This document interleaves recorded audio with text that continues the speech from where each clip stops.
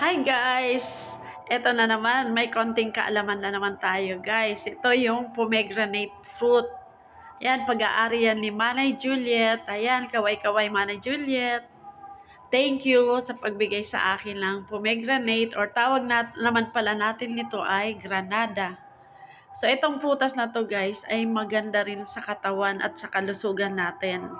Dahil marami na rin akong nakikita at saka nabasa about sa prutas na ito.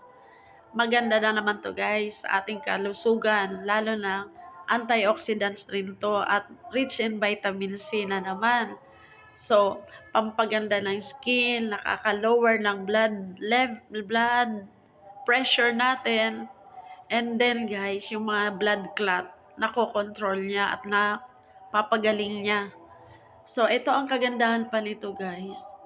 Ang pomegranate pala to, lalo na yung juice, nakaka-reduce rin sa pagdami ng mga cancer cells or pag-control ng mga cancer gaya ng mga colon cancer, prostate cancer lalo na.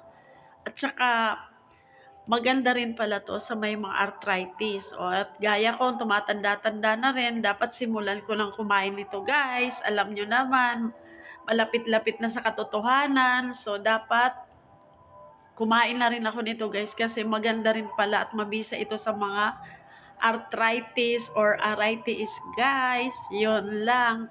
Lalo na yung mga namamagang mga joints. Maganda rin pala ito pang tanggal or pag control ng pamamaga ng mga joints.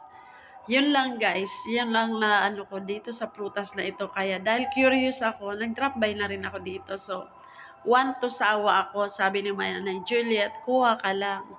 So, mamaya guys, titikman ko na naman siya guys.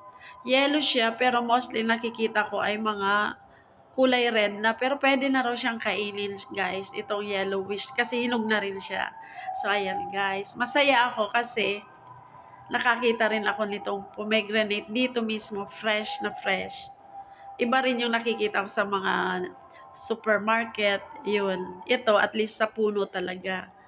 Napaka-sariwa pa niya. Tsaka marami ng hinog, guys. Kaya kung maganda to sa ating katawan, why not na hindi tayo kumain, di ba? So, kain-kain tayo nitong prutas na to. Kaya lagot ka man na Juliet, balik-balikan kita.